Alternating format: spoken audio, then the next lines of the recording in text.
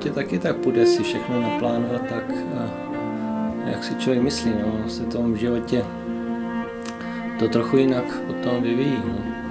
A jo, já si myslím, že se jim to bude vyvíjet podle přání, tak jak chtějí. A oba jsou bojovníci, takže snad jo.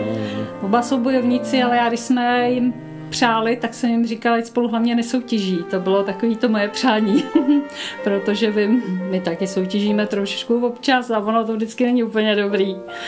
No, v tom to byl můj problém. Každý oba jsou dominantní, no. Relativně dominantní, no, asi tak extrémně ne.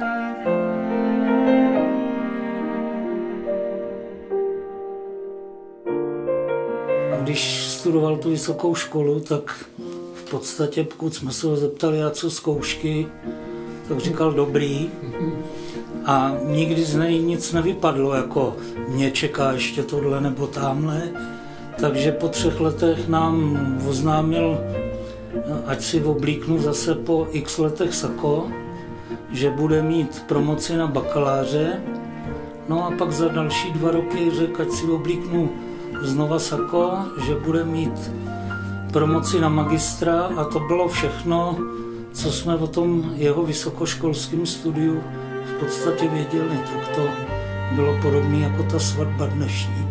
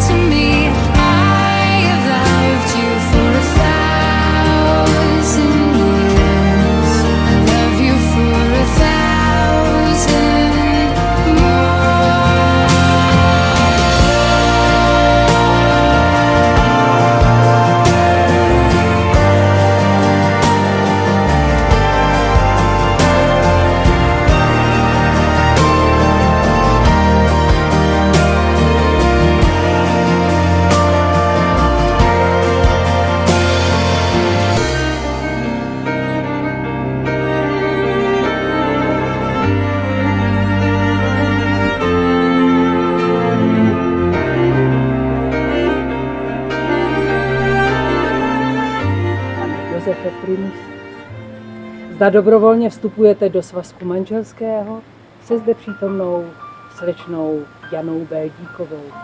Ano. Děkuji.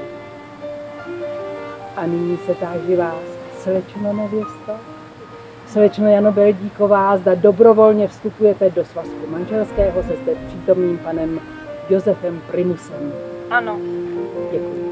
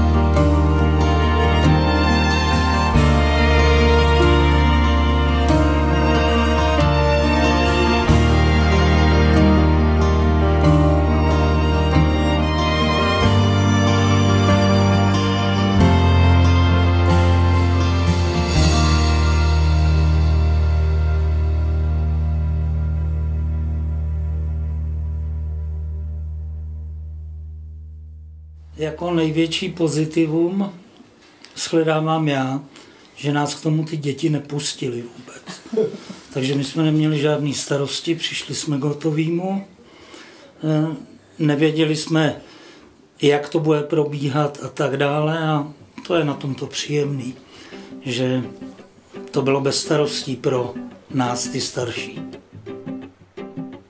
Ale no, asi pamatuju, že ke všemu tak zodpovědně přistupoval, že Ona ke všemu zodpovědně přistupovala, když nestíhala, tak ona vždycky si to dokázala zorganizovat, takže...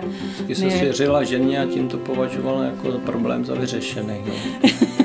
Jasně. Když se někomu svěřila, už neměla to svý trauma. No, no přesně tak. Případně rozdělila úkoly, to je taky dobře dá. Jo, to.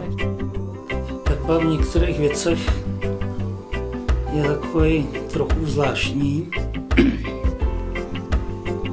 že on toho moc nenapovídá. Jeho se totiž na cokoliv zeptat, tak jo, to už je zařízený, to už je hotový, to už je tak. Jana ví, oni mají tak asi to domluvené, že jo. Jana už to všechno zorganizovala. Janička má spoustu nápadů, akčních a provést hned. No. Tak já ale si musím pochválit a teď se nakonec rozbrečím. Jako pár se nám hrozně moc líbí.